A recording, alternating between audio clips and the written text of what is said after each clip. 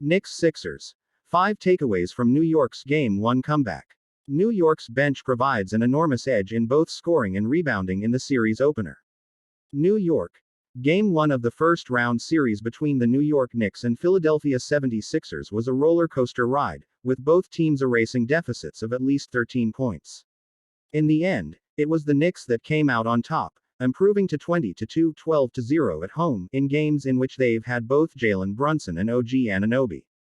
Here are some notes, numbers and film from New York's 111-104 victory at Madison Square Garden on Saturday. 1. Embiid throws down, goes down and comes back. The big question of the series quickly went from, how well will Joel Embiid play, to, how much will he play?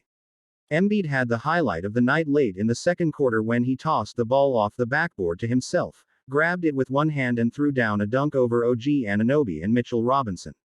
But Embiid then landed on his left leg, spun around, grabbed his left knee and fell to the floor.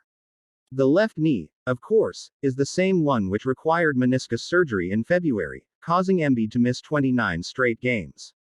He went to the locker room with 2:37 left in the half and things looked pretty bleak for the Sixers, who trailed by 12 at the break to the only undefeated team, 28-0, in games it led by at least 5 points at halftime. And then Embiid emerged from the locker room shortly before the third quarter began. After Philly missed a shot on its first possession of the second half, it proceeded to score 32 points on its next 15 trips down the floor, turning a 14-point deficit into a 6-point lead. Embiid also provided the highlight of that run, an absolute dime to Kelly Oubre Jr. on the break. Alas, while the Sixers won the first and third quarters by a total of 24 points, 70-46, they lost the second and fourth by a total of 31, 65-34. Embiid's 36.33 of playing time was a little less than he logged in the Sixers' play in victory on Wednesday, but still his second highest total in the 7 games he's played since returning from injury.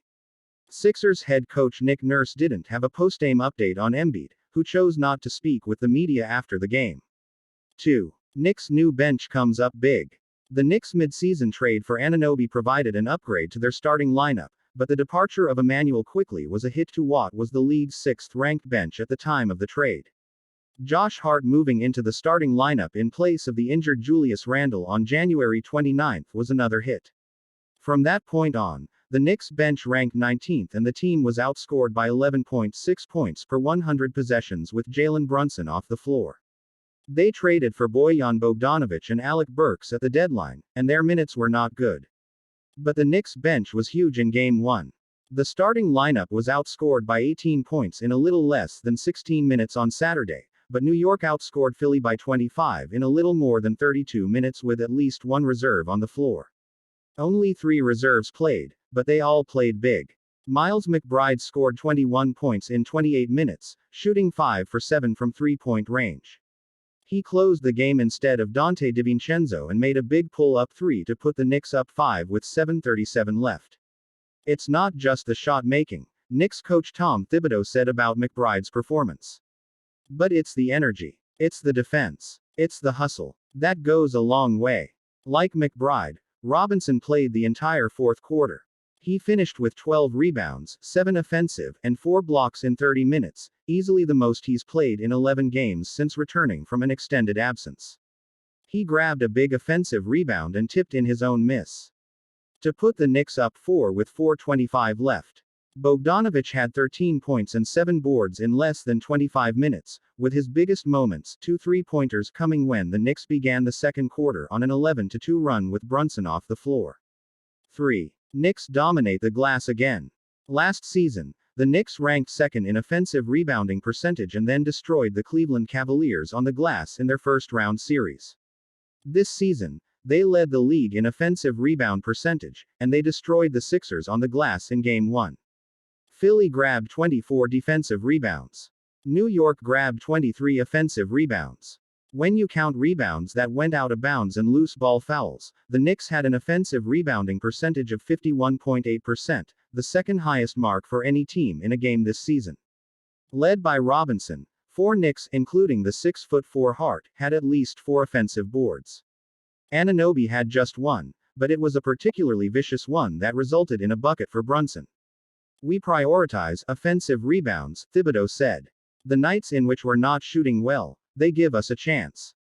The Sixers had the better half-court offense on Saturday, but it was 27-11 Knicks on fast break points and 26-8 on second chance points, with those 26 second chance points being the most the Sixers have allowed this season. 4. Teammates reward Brunson for making the right plays. Brunson did not have his best shooting game. The Sixers defended him with size. Oubre and Nicholas Batum were his primary defenders, and showed him extra bodies when he drove. The All-NBA candidate finished with 22 points on 8 for 26 shooting, also committing 5 turnovers. But Brunson made the right plays late. With the Knicks up 3 and just 2 minutes left, the Sixers' janky zone was shaded his way, with Tyrese Maxey on the ball and Oubre beyond the nail. Brunson didn't force things and instead swung the ball to Hart, who drained a huge 3 to double the lead. The lead was back down to 4 on the next possession when Brunson was doubled on the right side of the floor. He then fired a skip pass to the left wing, where Anunoby drained another 3. While Brunson shot 1 for 6 from three-point range, his teammates were 15 for 29, 52%. It's a make-or-miss league and the Knicks are now 38-6 third best when they've outscored their opponent from beyond the arc. 5. Embiid settles too much. Embiid had a couple of strong post-ups in Game 1, as well as a couple of good reactions when the Knicks sent a double team. But too often, his catches were 25 feet from the basket. And too often, he settled for long jumpers instead of trying to get inside. Embiid was 11 for 12 from the free throw line, but just 8 for 22 from the field, including 4 for 16 from outside the restricted area. His presence alone means a lot. But if Embiid isn't more effective going forward, the Sixers are in trouble. Game 2 is Monday, 7:30 Eastern Time, TNT.